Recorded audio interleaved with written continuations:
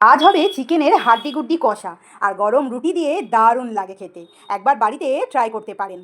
প্রথমেই আমি 1 KG chicken নিয়েছি আর নিয়েছি ডুমো ডুমো করে কেটে আলু। তার উপরেই দিচ্ছি নুন, দিচ্ছি হলুদ, দিচ্ছি ঝাল লঙ্কার গুঁড়ো, ঝালটা নিজেদের স্বাদ অনুসারে। দেবো জিরে গুঁড়ো, দেবো আমি ধনে গুঁড়ো, দেবো সামান্য একটু চিনি মশলায় কালার হওয়ার জন্য, দেবো রসুন বাটা, দেবো আমি আদা বাটা। আর এই সমস্ত কিছুকে দিয়ে আমি দিয়ে দেবো 50 গ্রামের মতো টক দই। টক দইটা আমি আন্দাজ অনুযায়ী নিয়েছি।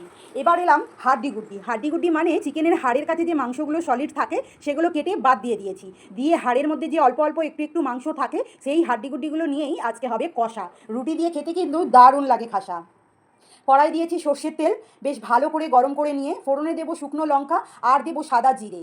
শুকনো লঙ্কা সাদা জিরে দেওয়ার পর দেবো মিডিয়াম সাইজে 5 থেকে 6খানা পেঁয়াজ কুচোনো।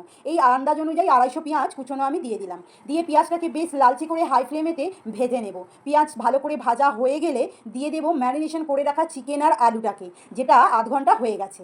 ওপর থেকে দিয়ে দেবো টমেটো কুচি। টমেটো কুচিটাকে দিয়ে আমি আবারও একটু নাড়াচাড়া করে নিলাম। বেশ 5 মিনিটের মতো নাড়াচাড়া করে নিয়ে দিয়ে দিচ্ছি চিকেনটাকে। চিকেন আর আলু সমস্ত কিছুই আমি দিয়ে দেবো এই তেলটার মধ্যে। দিয়ে বেশ ভালো করে কষাতে হবে। ততক্ষণ কষাবেন যতক্ষণ না চিকেনের কালার বা মশলার কালার চেঞ্জ হচ্ছে। যদি ভালো লাগে তাহলে একটা লাইক আর কমেন্ট করে আমার পাশে থাকবেন। যদি ইউটিউব থেকে দেখেন তাহলে সাবস্ক্রাইব করে নেবেন, যাতে সর্বপ্রথম আমি আপনার ভালোবাসা পেতে পারি। আর যদি ফেসবুক থেকে দেখেন তাহলে ফলো করে নেবেন, যাতে সর্বপ্রথম আমি আপনার কাছে পৌঁছাতে পারি। দেখুন চিকেনটা কষতে কষতে চিকেনের গায়ে কালারটাও হয়ে গেছে চেঞ্জ, আর মশলাও খুব ভালো সুন্দর একটা কালার এসে গেছে। যখন এরকম শুকনো শুকনো হয়ে যাবে চিকেনটা কষতে কষতে, চিকেনের হাড্ডি গুড্ডি আলু সব কষতে কষতে যখন এরকম শুকনো শুকনো হয়ে যাবে, তখন আমি দিয়ে দেবো যে গামলায় ম্যারিনেশন করে রেখেছিলাম সেই গামলাটা ধুয়েই আমি অল্প একটু জল দিয়ে দিচ্ছি। 1 গ্লাসের মতো জল এখন আমি ব্যবহার করেছি। এই অল্প অল্প করে জল দিয়েই চিকেন আর আলুটাকে বেশ ভালো করে আমরা সেদ্ধ করে নেব।